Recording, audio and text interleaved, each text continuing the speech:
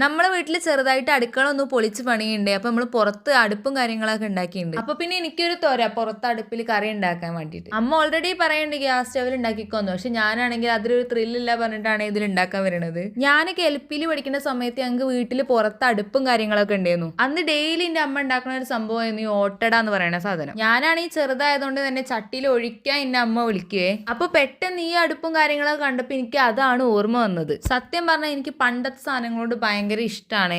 ഇപ്പൊ ഞാൻ നിങ്ങൾക്ക് ഈ പറഞ്ഞു തരുന്ന പോലെ എന്റെ അനിയന്റെ അടുത്ത് ഓരോന്ന് പറഞ്ഞാണ് ഈ കറി ഉണ്ടാക്കിയത്. അതുകൊണ്ട് തന്നെ കറിയിൽ കുറച്ച് മുളക് കൂടിയോ എന്നൊരു സംശയം. അല്ലെങ്കിൽ ഈ കറിയും കാര്യങ്ങളൊക്കെ കൂട്ടുമ്പോൾ കുറച്ച് എരും പുളിയൊക്കെ വേണം. അങ്ങനെയാണ് പണ്ടുള്ള ആൾക്കാരൊക്കെ പറയുക. കാരണവരെ ബഹുമാനിക്കണമല്ലോ. പിന്നെ ഞാൻ ഉണ്ടാക്കിയതുകൊണ്ട് പറയല്ല, നല്ല സ്മെല്ലായിരുന്നു കറിക്ക്. ഈ സ്മെല്ലും കൂടി കിട്ടിയപ്പോൾ എനിക്ക് തൊര ഡബിളായി. അപ്പൊ ഞാൻ പറഞ്ഞു ഞാൻ മീൻ പൊരിക്കാന്ന്. ഞാൻ നേരെ പാൻ എടുത്ത് അടുപ്പത്ത് വെച്ചപ്പോൾ അമ്മ എന്നെ നേരെ ആട്ടി വിട്ടു. നേരെ ഗ്യാസ് സ്റ്റവിൽ കൊണ്ടുപോയി വെക്കാൻ പറഞ്ഞു. എന്തായാലും എന്റെ കുക്കിംഗ് കാരണമാണോന്നൊന്നും അറിയില്ല, കുറെ പേര് നല്ലോണം വെള്ളം കുടിച്ചിട്ടുണ്ട്. വേനൽക്കാലാണ്, വെള്ളം കുടിക്കണം. അപ്പോൾ ഓക്കെ, ബൈ.